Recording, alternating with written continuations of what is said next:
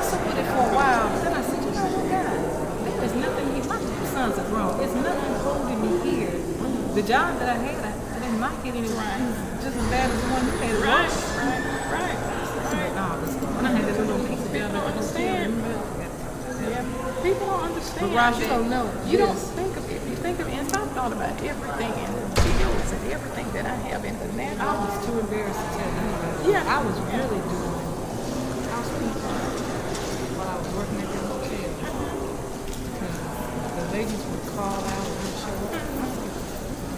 Right. But I was so desperate to survive. I would work the night audit during the night. And if they had extra hours on my office, I had to do whatever I had to do. You do everything you can to try to fill in every piece of gold I've ever had. You know, I sold that, and just to try to stand up and have to ask somebody, can you help me take Georgia Power? Can you help me get a basket?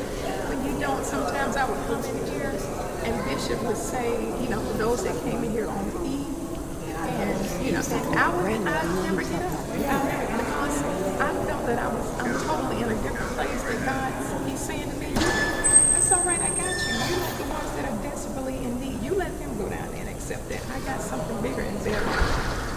I am so touched. I'm a living testimony how he has brought me through things and still standing, still going, you know. Devil trying to mess with my body. I'm like, you can't do that to me. You don't know who I serve. You can't do that. I am still standing, still in a house. Sometimes, you know, I couldn't even buy a loaf of bread. I remember People don't understand about the man's doing because I would work the night shift at the hotel.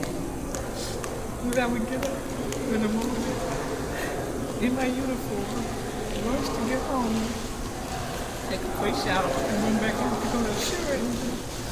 And I was doing both of those jobs. And I still wasn't making enough because I was making the bare minimum. To be bare minimum, two, three jobs.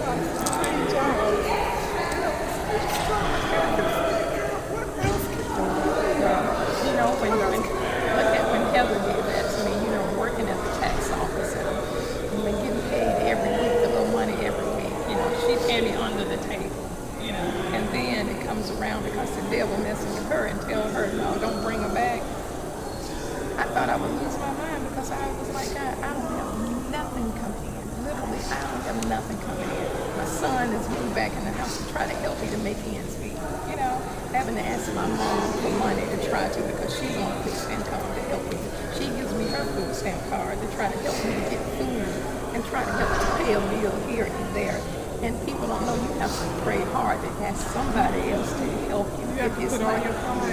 You feel like you are nothing in God, because I have felt that way so many times that you go around and you see people that are doing wrong, you know, and you're having Being blessed. right, and you having girlfriends and stuff. You know, they were by the wayside now, but they telling me, oh girl, you know what? You better get this man. You better get that man. God told me I didn't have to be a whore to try to make money. That's not what I want you to do, because he's the only man that I'm depending on. He's the only man that I'm depending on. So whatever happens is God's will. But I know, hey, look at me. I'm still walking. I still got a house to go to, you know. And I try to be a blessing to other people that let them hear my testimony. People just don't know the things that my house needs so much repair on it right now, but thank God keeping that roof over my head. And in time, because I know, and I've always said that I was going to be the one to pay the debt off on this church. And really, I believe that. I told people that a long time ago when a minister came here in March. I believe that I'm going to pay the debt off on this church, and there's so many people that I'm going to be a blessing to.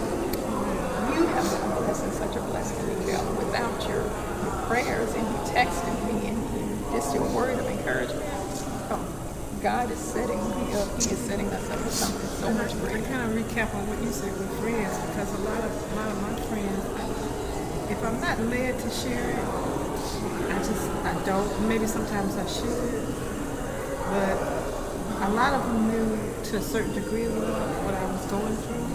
Maybe not the full story, but they knew I was having challenges, but no one ever offered Not to even step for out. bread. And that's when God said, I You don't need man to depend on. I got you. You're gonna get through this. This too shall come to pass.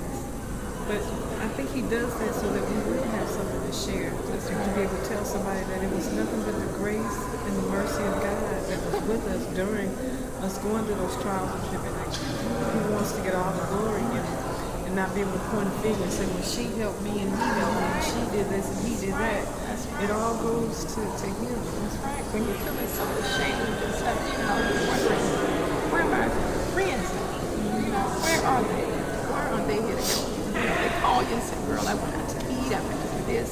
But here I am trying to figure out how I'm going to get another meal to try to last through this week or the next week. Or buying a couple of chickens to try to spread it out for the next 2 weeks. People don't understand. It's only by His grace and mercy. I know that His hand is on me. I know that my house is an anointed. It's a truly anointed house. I don't worry about what man said about me or what I've been saying. So that people can learn and understand that the trials are going to come. God didn't say that as a Christian. He didn't say that we're going to have trials. He said we will have trials and tribulations, but just know that you got to go through it. You have to go through it. And you ask God, and I did oftentimes, why me, Lord? Why do I have to go through this? What did I do to deserve this? And he anointed and appointed me to go through that because he knew, just like he knew you would be able to stand and you would be able to go through it. So I learned from that to say, well, Lord, whatever I have to go through for your glory, I'm ready and I'm willing. As rough as it is and as hard as it may be, Lord, bring it on. This is something that will truly test your faith. If you believe in anything in the world, you gotta believe it. It tests your faith.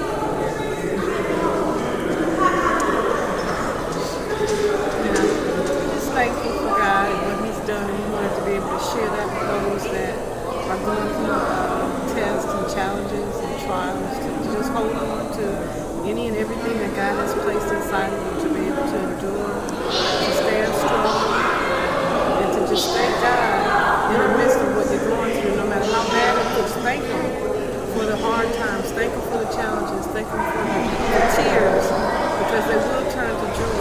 And your trials were really just created for us to strengthen us and to encourage others, and knowing that the same God that did what He did for us, He'll get you through it. He'll do it for you.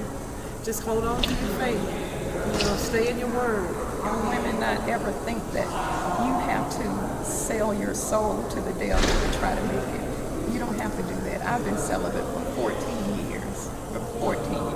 And I will continue to be until God brings that right person to my life. You don't have to get out and sell your body to try to make ends meet. Just have faith in God.